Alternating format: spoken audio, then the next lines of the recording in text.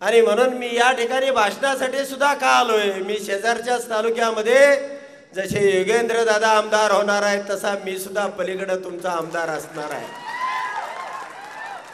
मी सुद्धा तुमच्यासाठी लढणार आहे। मी सुद्धा तुमच्यासाठी या ठिकाणी लढाई लढणार आहे। अनेक विषयानं तुम्ही पाहिला असेल या राज्यावरती देशावरती भाजपाचा असा अजगराचा विळखा पडला होता, त्यामधनं कुठल्याही माणसाला सुटणं शक्य नव्हतं। एकही माणूस पवार साहेबाच्या किंवा विरोधकाच्या बाजूला थांबायला तयार नव्हता। आणि अशाही परिस्थितीमध्ये मी सुद्धा धाडसानं विमानातनं उडी टाकून आलेला गडी आहे आणि त्याच तडफेनं त्याच द्वेषानं ही विधानसभा सुद्धा तुम्हाला पवार साहेबांसाठी नाही तर आपल्या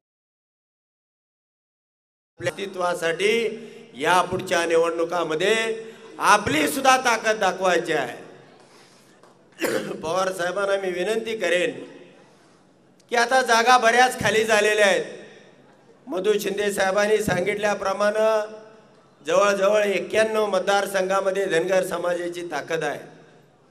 साहेब ज्या ज्या ठिकाणी गडी निघून गेलेले आहेत त्या ठिकाणी 5-25% धनगर समाजाचे त्या ठिकाणचे नेते सुद्धा रिप्लेस होऊ शकतात। तुमची जी आता लाट आहे मराठा आणि धनगर आणि इतर जात समूहांना सुद्धा तुम्ही सगळ्यांना बरोबर घेता, न्याय देता। प्रत्येक समूहाचं प्रतिनिधित्व असलं पाहिजे, त्याचं अस्तित्व असलं पाहिजे, त्याच्या समाजाचं गारण त्याच्याकडे मांडता आलं पाहिजे। आणि म्हणून कितीतरी लोक असतील साहेबांना सोडून गेलेले असतील, डोबळे असतील, आठवले असतील, भुजबळ अनेक लोकांना अनेक ठिकाणी साहेबांनी संधी दिलेली आहे। आणि म्हणून निश्चितपणानं या ठिकाणी जास्त वेळ घेत नाही, पण या काळामध्ये तुम्ही आम्ही बांधकरी आहोत, शेजारी आहोत। कोणत्याही गोष्टीला मी तुमच्यासाठी आणि तुम्ही माझ्यासाठी त्या ठिकाणी निश्चितपणानं फक्त नदीच ओलांडायचा विषय आहे। मी या पुढच्या काळामध्ये 2 महिने रात्रंदिवस समाजामध्ये आपल्याला आरक्षणाच्या विषयानं निवडणुकीपुरतं न करता ज्याही पद्धतीनं मधु शिंदे साहेब असतील, अनेक लोक आहेत, अनंतकुमार पाटलांनी सुद्धा आयुष्य घालवलं। मी लहान होतो, अनंतकुमार पाटलांनी मला नागपूरला बोलवून घेतलं आणि रात्रभर आम्ही ट्रक घेऊन गेलो होतो। ट्रकमध्ये पाठीमागं झोपलो होतो आणि 24 तासानंतर आम्ही नागपूरला पोहोचलो। आमच्या शर्टाची आम्हाला बदलायला कपडे नव्हते, आमच्या कापडाची काय अवस्था असेल। आणि अशाही प्रसंगामध्ये त्यावेळी अनंतकुमार पाटलांचा शब्द माझ्या कानामध्ये आजही आहे। म्हणले शरद पवार साहेबांनी सांगितलेलं आहे तुम्हाला हे कुणीही देणार नाही। हे एनटीचं जे आरक्षण आहे अनंतकुमार तुम्ही याच्यामध्ये हुशार आहे। आणि मी माझ्या कानानं ऐकलेले शब्द सांगतो। त्यावेळेला गणपतराव देशमुख सुद्धा आले होते, पण ते तेवढे उशीर आले की हे घ्या जे माझ्या हातात आहे।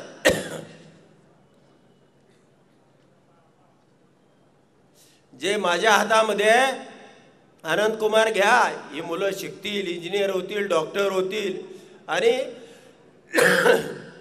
या गेल्या 34 वर्षाच्या प्रवासामध्ये समाजाचं जे जीवन बदललेलं आहे, समाजामधला जो स्तर बदललेला आहे, अनेक विषयात अनेक ठिकाणी ह्या समाजामधली आपली तरुण पोरं गेलेली आहेत। याचं श्रेय फक्त आणि फक्त शरद पवार साहेबांना जातं। म्हणून बऱ्याच वेळा न्याय देताना एखाद्या जरी दोन्ही लेकरं आपली असली तरी कमी जास्तपणा होऊ शकतो। पण मित्रांनो सावध राहा, या पुढचं निवडणूक आणि राजकारण हे वेगळ्या वळणावरचं आहे। आपण भविष्याचा वेध घेऊन तुम्ही या अहिल्यादेवींच्या जयंतीच्या निमित्तानं तुम्हाला मी आवाहन करतो की मी तुम्हाला खोटं सांगणार नाही, पण आपण बरोबर राहूया, ताकदीनं राहूया। आणि मी तुमच्या तालुक्यामध्ये जशा सुप्रियाताईंसाठी सभा घेतल्या, विमानं उडवली, तसं नक्की हेलिकॉप्टर तरी उडवेन एवढंच सांगतो।